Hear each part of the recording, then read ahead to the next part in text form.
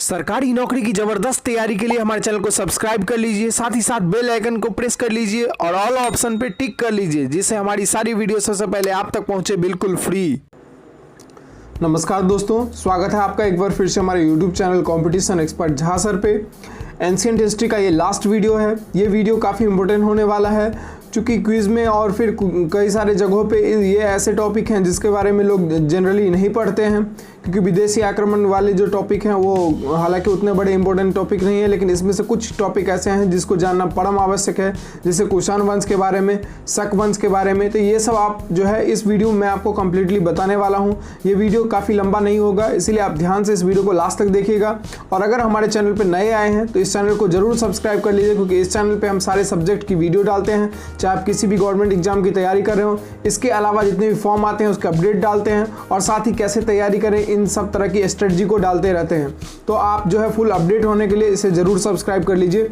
चलिए आज के वीडियो के बारे में आपको बता रहा हूं कि भारत पे कुल जो है वो 4 वंशों ने जो आक्रमण किया था प्राचीन भारत के समय में। हम लोग एंशिएंट हिस्ट्री की सिर्फ बात कर रहे हैं, और वो कौन कौन से वंश थे? तो हिंदू यूनानी, जिन्हें यवन कहा गया, और उसके अलावा जो है वो शक थे, उसके अलावा पल्लव थे, और उसके अलावा कुषाण थे। तो आइए हम बारी बारी से इन चारों के बारे में जानते हैं।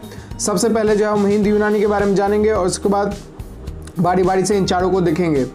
आप लोग जो है वो ध्यान से इस वीडियो को देखिएगा। अगर एक बार में समझ नहीं आया तो वीडियो को रिपीट करिएगा, रिवीजन के लिए काफ़ी इंपॉर्टेंट होगा ये। और आगे हम लोग जो है नेक्स्ट सब्जेक्ट की वीडियो करेंगे।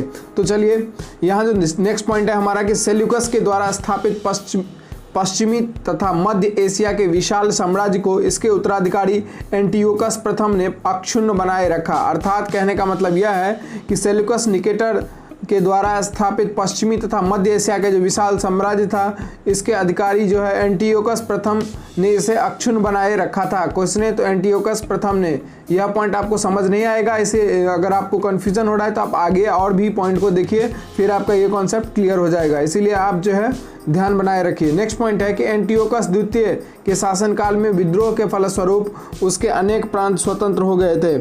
हम लोग अभी जो है वह यवन के बारे में पढ़ रहे हैं, जो सबसे पहले जो यवन आक्रमण किया था उसके बारे में पढ़ रहे हैं। इसीलिए एंटियोकस प्रथम और एंटियोकस द्वितीय जो है वह यवन जो है वो आक्रमण करता थे। तो एंटियोकस द्वितीय जो थे वह उसके शासनकाल में विद्रोह के फलस्वरूप उसके अनेक प्रांत स्वतंत्र हो गए थे। नेक्स्ट पॉइंट है कि बैक्ट्रिया के विद्रोह का नेतृत्व जो है वो डियोडोटस प्रथम ने किया था। आपको यहाँ से एक चीज उभर के आता है कि बैक्ट्रिया का विद्रोह जो है उसका नेतृत्व किसने किया था? तो डियोडोटस प्रथम ने किया था। बैक्ट्रिया पर डियोडोटस प्रथम के साथ इन राजाओं ने क्रमशः शासन किया। डियोडोटस सेकंड ने किया, फिर यूथिडेमस ने किया, फिर डेमिट्रियस ने किया, फिर मिनांडर ने किया, फिर यूक्रेटाइटिस ने किया, फिर एंटी आल्किड्स ने किया, उसके बाद हार्मिक्स ने किया। आपको ये नाम सब जो है थोड़ा अजीब लगता होगा, लेकिन क्या कर सकते हैं, ये सब यवन आक्रमण करता है तो इनके नाम इसी तरह से। आप सिर्फ जो है इन्हें बस कहानी के तौर पे समझ लीजिए। जो इंपॉर्टेंट पॉइंट होगा मैं आपको बता दूंगा, हाईलाइटेड पॉइंट होगा उसको आप जो है वो ध्यान से नोट कर लीजिएगा, या फिर उसको बहुत ध्यान से देख लीजिएगा। नेक्स्ट पॉइंट है कि भारत पर सबसे पहले आक्रमण बैक्ट्रिया के शासक डेमेट्रियस ने किया था। इस पॉइंट को आप नोट करेंगे कि भारत पर सबसे पहले जो आक्रमण किया था वह किसने किया था? कौन से विदेशी आक्रमणकारी ने? तो बैक्ट्रिया के शासक डेमेट्रियस ने किया था। सबसे पहले प्राचीन भारत में भारत पर जो आक्रमण किया था वह किसने किया था? तो बैक्ट्रिया के शासक डेमेट्रियस ने किया था।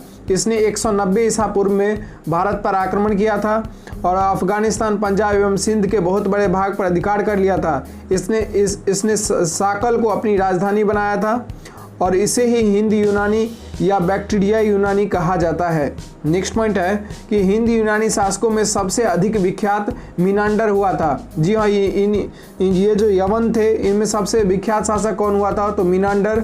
165 से 145 ईसा पूर्व इसका शासनकाल है। इसकी राजधानी साकल ही थी, जो आधुनिक सियालकोट में है, और जो है वही उसका शिक्षा का प्रमुख केंद्र था। नेक्स्ट पॉइंट है कि मिनांडर ने नागसेन से बौद्ध धर्म की दीक्षा ली। यह इंपॉर्टेंट पॉइंट है, एग्जाम के पॉइंट ऑफ व्यू से आपको पूछ सकता है कि जो यवन आक्रमणकर्ता मिनांडर था उसने किससे जो है वो बौद्ध धर्म की दीक्षा ली? तो वह नागार्जुन से लिया, अर्थात नागसेन ही उसका नाम है। तो नागार्जुन जो बौद्ध धर्म के जो भिक्षुक थे उनसे वह दीक्षा लिया था। नेक्स्ट पॉइंट है कि मिनांडर के प्रश्न एवं नागसेन द्वारा दिए गए उत्तर एक पुस्तक के रूप में संग्रहित है। इन दोनों के बीच में जो प्रश्न और उत्तर की बातें चली थी वह एक पुस्तक में संकलित किया गया है, जिसका नाम मिलिंद पन्हुआ है। एग्जाम के पॉइंट ऑफ व्यू से ये बहुत इंपॉर्टेंट है। कि मिलिंद पन्हो में क्या चीज़ सम्मिलित है, तो यह इसमें मिनांडर और नागसेन के बीच की जो वार्ता है उसको लिखा गया है, अर्थात मिलिंद के प्रश्न या मिलिंद प्रश्न इसका दूसरा नाम है। मिलिंद पन्हो का मतलब होता है मिलिंद के प्रश्न या मिलिंद प्रश्न। नेक्स्ट पॉइंट है, हम लोग बहुत अच्छे से इस पॉइंट को समझ लेंगे क्योंकि एक बार समझ लेने के बाद इन पॉइंट्स में फिर कहीं प्रॉब्लम नहीं आनी चाहिए और एग्जाम में कहीं भी दिखे तो आप सीधे आंसर टिक करेंगे। नेक्स्ट पॉइंट है कि हिंद यूनानी भारत के पहले शासक हुए जिनके जारी किए सिक्कों के बारे में निश्चित रूप से कहा जा सकता है कि सिक्के किन राजाओं के हैं, अर्थात कहने का मतलब है कि सिक्का का प्रचलन सबसे पहले किसने किया था, तो यही हिंद यूनानी शासकों ने किया था सबसे पहले। नेक्स्ट पॉइंट है कि भारत में सबसे पहले हिंद यूनानियों ने ही सोने के सिक्के जारी किए थे। यह भी एग्जाम में कई बार देखने को मिला है कि भारत में सबसे पहले किसने सोने के सिक्के जारी किए, तो हिंद यूनानी, यही यवन शासकों ने किया था सबसे पहले भारत में सोने सिक्कों को जारी। नेक्स्ट पॉइंट है कि हिंद यूनानी शासकों ने भारत के पश्चिमोत्तर सीमा प्रांत में यूनान की प्राचीन कला चलाई जिसे हेलेनिस्टिक आर्ट कहा जाता है। भारत में गंधार कला इसका उत्तम उदाहरण है। कहने का ये मतलब है कि हिंद यूनानी जो शासक थे, जो यूनान से आए हुए थे, उन्होंने भारत के पश्चिमोत्तर सीमा प्रांत में, पश्चिमोत्तर की भाग में एक कला चलाई जिससे कि बहुत सारा आर्किटेक्ट बनाया जाता था, जिसे हेलेनिस्टिक आर्ट कहा जाता था। भारत में जो गंधार कला है जिससे बौद्ध की प्रतिमाएं बनाई गई और बहुत सारी चीज़ों को बनाया गया, वह जो है इसका उत्तम उदाहरण है किस कला का, तो हेलेनिस्टिक आर्ट का। यह आप याद रखेंगे। नेक्स्ट पॉइंट है कि यूनानियों ने पर्दे का प्रचलन आरंभ किया था। सबसे पहले पर्दे का प्रचलन किसने शुरू किया था, तो यूनानियों ने आरंभ कर भारतीय नाट्य कला के विकास में योगदान दिया था। अर्थात यह पर्दा प्रथा वह नहीं, मुंह ढकने वाला नहीं, यह पर्दा का तात्पर्य यहाँ पे है कि नाटकों में पर्दा जो गिरता है और पर्दा फिर हटाया जाता है, यह किसने शुरू किया था, तो यूनानियों ने। चूंकि पर्दा यूनानियों की देन था इसीलिए वह यवनिका के नाम से प्रसिद्ध हुआ। पर्दा को यवनिका भी कहा जाता है। अब हम लोग अगला पॉइंट जो पढ़ रहे हैं वह शक के बारे में पढ़ रहे हैं। अभी हम लोगों ने जो है वो यवन के बारे में पढ़ा, अब नेक्स्ट जो है शक के बारे में पढ़ते हैं। उन्होंने भी भारत पे आक्रमण किया था। यूनानियों के बाद जो है वह शक आए थे भारत में। तो यूनानियों के बाद कौन आए थे, तो शक आए थे और शक की 5 शाखाएं थी। यूनानियों के बाद शक आए थे, याद रखेंगे आप, और इसकी 5 शाखाएं थी और हर शाखा की राजधानी भारत और अफगानिस्तान में अलग अलग भागों में थी। हर शाखा की अलग अलग राजधानी थी। नेक्स्ट पॉइंट है कि पहली शाखा ने अफगानिस्तान, दूसरी शाखा ने पंजाब, तीसरी शाखा ने मथुरा, चौथी शाखा ने पश्चिमी भारत, 5वीं शाखा ने ऊपरी दक्कन पर प्रभुत्व स्थापित किया। कहने का ये मतलब है कि ये जो शक थे यह 5 विंग में आए थे भारत में, अलग अलग जगहों पे आक्रमण करके जो है अलग अलग प्रभुसत्ता स्थापित किया हुआ था अलग अलग जगहों पे। नेक्स्ट है कि शक मूलतः मध्य एशिया के निवासी थे। ये कहाँ से आए हुए थे शक, तो यह मध्य एशिया से आए हुए थे और चारगाह की खोज में भारत आए थे। अर्थात मवेशी को चराते चराते और चारगाह की खोज में यह भारत की तरफ आए थे और भारत पर आक्रमण कर लिया था। नेक्स्ट पॉइंट है कि 58 ईसा पूर्व में उज्जैन को एक स्थानीय राजा ने शकों को पराजित करके बाहर खदेड़ दिया। 58 ईसा पूर्व में उज्जैन का एक स्थानीय राजा था जिसने शकों को पराजित करके बाहर खदेड़ दिया और विक्रमादित्य की उपाधि जो है वह धारण किया। नेक्स्ट पॉइंट है हमारा कि शकों पर विजय के उपलक्ष्य में 58 ईसा पूर्व से एक नया संवत विक्रम संवत के नाम से प्रारंभ हुआ। जी हाँ, यह एग्जाम के पॉइंट ऑफ व्यू से काफ़ी इंपॉर्टेंट है कि शकों पर विजय के उपलक्ष्य में 58 ईसा पूर्व में एक नया संवत आरंभ किया गया जो विक्रम संवत के नाम से प्रसिद्ध हुआ और उसी समय से विक्रमादित्य एक लोकप्रिय उपाधि बन गई जिसकी संख्या भारतीय इतिहास में 14 तक पहुंच गई और गुप्त सम्राट चंद्रगुप्त द्वितीय सबसे अधिक विख्यात विक्रमादित्य था। कहने का मतलब ये है कि शक पर जैसे ही विजय उस शासक ने पाई 58 ईसा पूर्व में, तो एक नया संवत जो है तभी उसने आरंभ किया और वह संवत का नाम जो है विक्रम संवत रखा गया और उसने विक्रमादित्य की उपाधि प्राप्त की और विक्रमादित्य की उपाधि उसी समय से काफ़ी प्रसिद्ध और लोकप्रिय हो गई, जिसमें जो अभी तक 14 शासकों ने है विक्रमादित्य की उपाधि धारण कर लिया और जिसमें से सबसे प्रसिद्ध जो शासक हुआ वो गुप्त सम्राट चंद्रगुप्त द्वितीय विक्रमादित्य के उपाधि से सम्मानित हुआ और काफ़ी प्रसिद्ध हुआ। नेक्स्ट पॉइंट है कि शकों की अन्य शाखाओं की तुलना में पश्चिम भारत में प्रभुत्व स्थापित करने वाली शाखा ने सबसे लंबे अरसे तक शासन किया। कहने का ये मतलब है कि शकों की जो 5 शाखा थी उनमें से सबसे ज़्यादा पश्चिम भारत में प्रभुत्व स्थापित करने वाली शाखा ने सबसे लंबा समय तक शासन किया, लगभग 4 शताब्दी तक, 400 साल तक। नेक्स्ट पॉइंट आता है कि गुजरात में चल रहे समुद्री व्यापार से यह शाखा काफ़ी लाभान्वित हुई और भारी संख्या में चांदी के सिक्के जारी किए, जो काफ़ी दिनों तक चला था। नेक्स्ट पॉइंट है शकों का सबसे प्रतापी शासक का नाम क्या था? रुद्रदामन प्रथम। यह आप याद रखेंगे कि रुद्रदामन प्रथम किसका शासक था? तो शक का शासक था, और यह सबसे प्रतापी शासक था शकों में, जिसका शासन जो है वह 130 से 150 ईस्वी के बीच हुआ था और गुजरात के बहुत बड़े भूभाग पर हुआ था। इसने कठियावाड़ की अर्धशुष्क सुदर्शन झील का जीर्णोद्धार किया, अर्थात जो कठियावाड़ में जो सुदर्शन झील है उसको फिर से उसने जीर्णोद्धार किया, अर्थात उसका रिपेयरिंग करवाया, उसे फिर से जो है क्लीनिंग कराया और फिर से जो है सजग बना दिया। नेक्स्ट पॉइंट है कि रुद्रदामन संस्कृत का बड़ा प्रेमी था।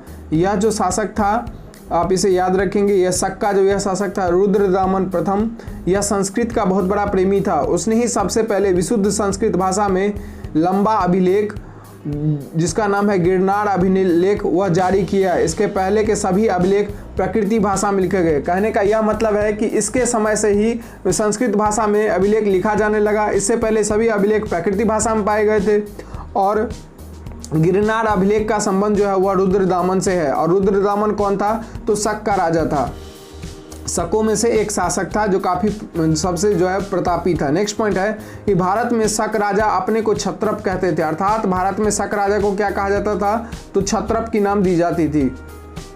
नेक्स्ट पॉइंट है इसके बाद पहलव वंश आया था, जो और इसके बारे में बहुत कम जानकारियाँ प्राप्त होती है। तो इसे पार्थियाई भी कहा जाता है और पहलव भी कहा जाता है। इसके बारे में जान लेते हैं। पश्चिमोत्तर भारत में शकों के आधिपत्य के बाद पार्थियाई लोगों का आधिपत्य हुआ, अर्थात शकों का जब आधिपत्य खत्म हो गया उसके बाद पार्थियाई लोगों का आधिपत्य हुआ। सबसे प्रसिद्ध पार्थियाई राजा गोंडोफर्निस था। सबसे प्रसिद्ध जो पार्थियाई राजा था, पहलव राजा, वह कौन था? गोंडोफर्निस। इसी के शासनकाल में सेंट थॉमस ईसाई धर्म का प्रचार करने के लिए भारत आया था, अर्थात सबसे पहले जो सेंट थॉमस आया था ईसाई धर्म का प्रचार करने के लिए भारत, वह किसके काल में आया था? तो पहलव शासक जो पार्थियाई राजा था गोंडोफर्निस, इसी के काल में आया था। नेक्स्ट, पार्थियाई लोगों का मूल स्थान जो है वह ईरान था, अर्थात यह पार्थियाई लोग जो है वो पहलव लोग कहाँ से आए थे? तो ईरान से आए थे। हम लोगों ने शक के बारे में देखा कि वो मध्य एशिया से आए थे। यवन जो है कुल वह कहाँ से आए थे? तो यवन जो है वो सारे जो है वो भारत में यवन से आए थे, जिन्हें जो है वो हिंद यूनानी कहा गया, अर्थात यूनान से आए थे। और यह जो पहलव है वह कहाँ से आए? ईरान से आए थे। अब एक लास्ट है इसमें, जो लास्ट आक्रमणकर्ता थे प्राचीन भारत में, वह है कुषाण। इनके बारे में जानना बहुत ज़रूरी है और काफ़ी इंपॉर्टेंट फैक्ट्स इनसे बनते हैं एग्जाम में, इसीलिए हम लोग इस टॉपिक को बहुत ध्यान से देखेंगे। कुषाण के बारे में हम लोग ध्यान से देखते हैं। पहला पॉइंट है कि पहलव के बाद जो है वह कुषाण भारत आए, और जो यूची एवं तेखड़ी भी कहलाते थे, कि कुषाण को जो है वह यूची भी कहा जाता था या तोखड़ी भी कहा जाता था, क्योंकि वह यूची जाति के होते थे। तो सब पहलव के बाद कुषाण आए। यूची नामक एक कबीला 5 कुलों में बट गया था। मैंने बताया कि यूची नाम का जो कबीला था वह 5 कुलों में बट गया था, उन्हीं में से एक कुल का नाम था कुषाण। नेक्स्ट पॉइंट है कि कुषाण वंश के संस्थापक, तो आपको ये पूछ सकता है कि कुषाण जो है वह किस शाखा का नाम, किसके शाखा का नाम है? तो यूची कबीला का। नेक्स्ट पॉइंट है कि कुषाण वंश के संस्थापक कुजुल कडफिसेस थे। यह आता है क्वेश्चन कि कुषाण वंश के संस्थापक कौन थे? तो कुजुल कडफिसेस थे। आप कनिष्क नहीं लगाइएगा यहाँ पे कुजुल कडफिसेस का नाम याद रखेगा। इस वंश का सबसे प्रतापी राजा कनिष्क हुआ था, और इसकी राजधानी पुरुषपुर थी या पेशावर थी। पुरुषपुर को ही पेशावर कहा गया है। कुषाणों के द्वितीय राजधानी जो है वह मथुरा थी। आप इस पॉइंट को काफ़ी अच्छे से याद कर लें, नोट कर लें कि कुषाण वंश का संस्थापक कुजुल कडफिसेस था। यह बहुत इंपॉर्टेंट है। इस वंश का सबसे प्रतापी राजा कनिष्क था और इसकी राजधानी पुरुषपुर या पेशावर थी। कुषाणों की द्वितीय राजधानी जो है वह मथुरा थी। नेक्स्ट पॉइंट है, कुछ इंपॉर्टेंट पॉइंट है, यह भी एग्जाम के लिए बहुत ज़रूरी है। जैसे कनिष्क ने 78 ईस्वी में राजगद्दी पर बैठा था। कनिष्क 78 ईस्वी में जो है राजगद्दी पर बैठा था और एक संवत चलाया था जिसका नाम है शक संवत, और जिसे भारत सरकार द्वारा अभी प्रयोग में लाया जाता है। अर्थात कहने का मतलब है अभी जो हमारा भारतीय सरकार का जो पंचांग है वह इसी संवत को फॉलो करता है, जिस संवत को कनिष्क ने स्थापित किया था। और कब स्थापित किया था? तो अपने राजगद्दी के समय 78 ईस्वी पूर्व में। किस संवत को चलाया था? तो शक संवत को। यह एग्जाम के लिए बहुत ज़रूरी है, इसे आप याद रखेंगे। नेक्स्ट पॉइंट है बौद्ध धर्म की चौथी बौद्ध संगति कनिष्क के शासनकाल में कुंडलवन कश्मीर में प्रसिद्ध बौद्ध विद्वान वसुमित्र की अध्यक्षता में हुई थी। जी हाँ, इस पॉइंट को हमने बौद्ध धर्म में काफ़ी अच्छा से चर्चा किया है कि बौद्ध धर्म की जो चौथी संगति हुई थी वह कनिष्क के जो है वो शासनकाल में हुई थी। और कहाँ हुई थी? तो कुंडलवन कश्मीर में हुई थी।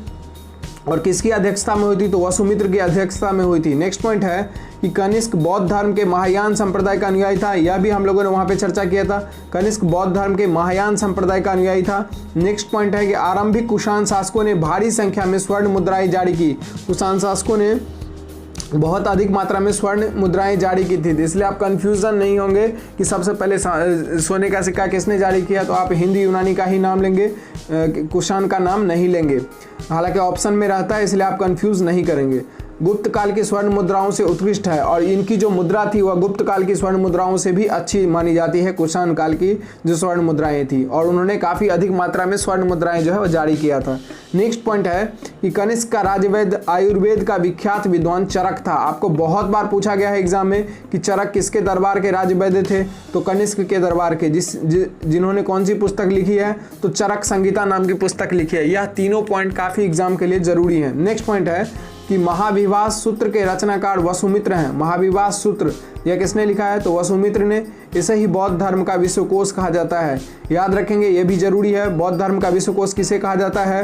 तो महाविवास सूत्र को कहा जाता है और इसके रचयिता जो हैं वो वसुमित्र हैं। नेक्स्ट पॉइंट है कनिष्क के राजकवि अश्वघोष थे, जिन्होंने बौद्धों का रामायण बुद्ध चरित्र की रचना की। कनिष्क के जो राज दरबार के राजकवि थे उनका नाम अश्वघोष था, जिन्होंने बौद्धों का रामायण, बौद्ध का रामायण कहा जाता है किस किताब को? बुद्ध चरित्र को, उसकी रचना की थी। नेक्स्ट पॉइंट है वसुमित्र, पार्श्व, नागार्जुन, महाचेत और संघरक्ष भी कनिष्क के दरबार के विभूति थे। यह सब काफ़ी महान हस्ती हैं, ये सभी जो है वह कनिष्क के दरबार के विभूति थे। इसमें एक पॉइंट बहुत अच्छा है, नागार्जुन। नागार्जुन किसके दरबार में था? तो कनिष्क के दरबार में। नेक्स्ट पॉइंट है भारत का आइंस्टीन नागार्जुन को कहा जाता है। यह एग्जाम के लिए बहुत जरूरी पॉइंट है कि भारत का आइंस्टीन किसे कहा जाता है? तो नागार्जुन को कहा जाता है। इनकी पुस्तक जो है उसका नाम क्या है? तो माध्यमिक सूत्र। यह पुस्तक आप याद रखेंगे। इस पुस्तक में नागार्जुन ने सापेक्षता के सिद्धांत को प्रस्तुत किया है और इसे ही भारत का आइंस्टीन कहा गया है, याद रखेंगे, नोट करेंगे। नेक्स्ट पॉइंट है कनिष्क की मृत्यु 102 ईस्वी में हो गई थी। कनिष्क की जो मृत्यु है 78 ईस्वी में गद्दी पे बैठा और 102 में उसकी मृत्यु हो गई। और कुषाण वंश का जो अंतिम शासक था, यह भी आप याद रखेंगे, एग्जाम के लिए जरूरी है, उसका नाम वासुदेव था।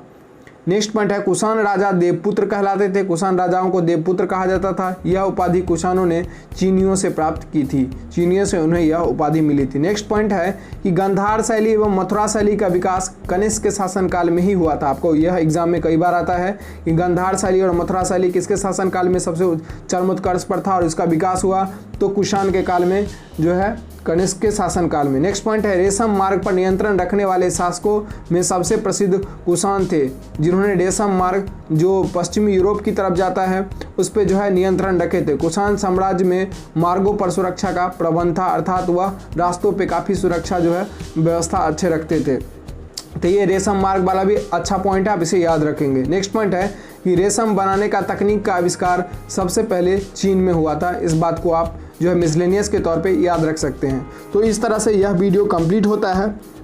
विदेशी आक्रमणकर्ता जो भी प्राचीन भारतों पे आक्रमण किए थे, मैंने इस वीडियो में आपको कंप्लीट इन्फॉर्मेशन दी है जो एग्जाम के लिए बहुत ही ज़रूरी है।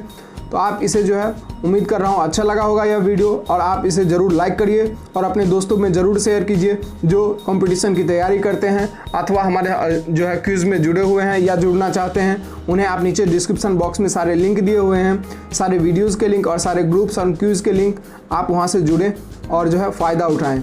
धन्यवाद। मिलते हैं नेक्स्ट वीडियो में नए टॉपिक के साथ।